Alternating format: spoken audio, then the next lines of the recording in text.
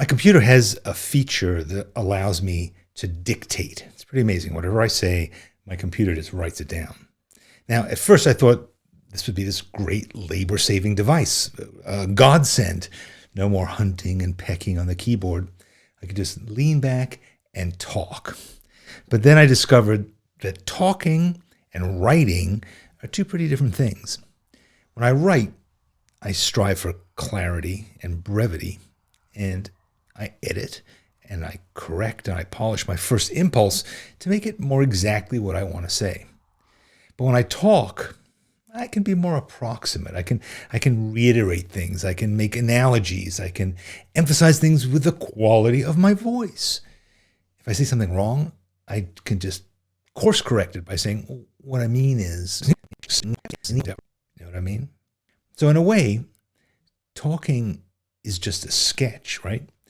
Talking is also something completely natural, something that I've done basically my entire life. It seems like a direct conduit to my mind, right? I speak my mind. But there are situations in which talking feels less natural, where I may not want to speak my mind, literally.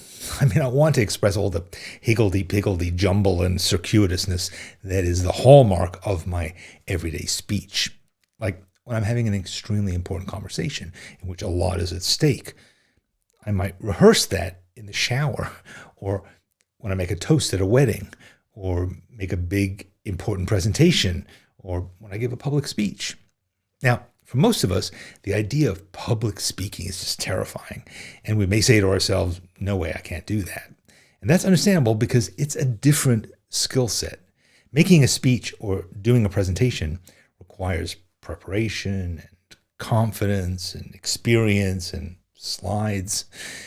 We could do it, but it's very different from simply having a conversation.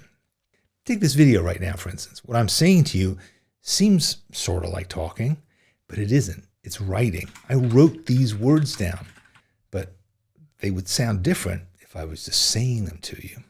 When I say higgledy-piggledy jumble and circuitousness, that probably doesn't sound as natural as if it was just coming off the top of my head. You can probably tell the difference that writing makes. What's all this got to do with making art? Well, I'm talking about talking because I think a lot of the same thing is true of drawing. I think when we first think about drawing, we're too often thinking about giving a giant speech standing on an empty stage in a spotlight with a microphone in front of throngs of silent, judgy strangers, pretending that we are authorities of one thing or another. And too often when we think about art making, just like when we think about public speaking, we're thinking about the audience and what they'll think about us when we put on such a public display. And the potential judgment of a room full of strangers is so overwhelming that we don't feel comfortable even starting to acquire the skills that we need to learn to draw or to make a speech or to undertake any other high-stakes activity. That's why when we sit down to draw, particularly after a long absence, we're filled with fear and anxiety. We say, I can't draw. But when we were little, we didn't have those kind of reservations. We didn't worry about what other people thought of us. We were unself-conscious as we sang songs and danced and put on performances or drew with crayons. For children, drawing is a conversation. Drawing is the equivalent of coming home from work and telling your spouse about what you did that day, recounting conversations, exploring ideas, or reenacting challenges.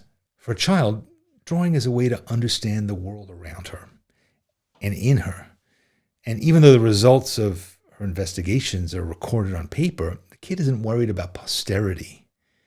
Just the way we feel when we have everyday conversations. They can be loose sketches. We don't need to be exact. Nobody's recording this. Talking is important to make connections with other people, but also to make connections between events in our lives, events in our minds, to explore ideas and memories. And drawing can be that too. Try to think of art as more of a chat or a story or a conversation with yourself. Think of it less as a public speech, something to frame and to hang on the wall, something to sell, something to put in a gallery or a museum, something that's going to be examined and analyzed by critics. A drawing can be like talking. And even better, you can choose to refine it, like rewriting an email. but it doesn't have to be done in a spotlight. It doesn't have to be high stakes. Try not to associate it with fear and anxiety and judgment. Drawing is a natural and important part of being a human being, of interacting with your life, of understanding the world better, of being engaged with reality, and moving towards clarity and happiness. I hope you found this helpful. And if you did, sign up for my free essays. I'll send you great advice like this every week. And subscribe to this channel. I put out new videos every week. And next, watch this.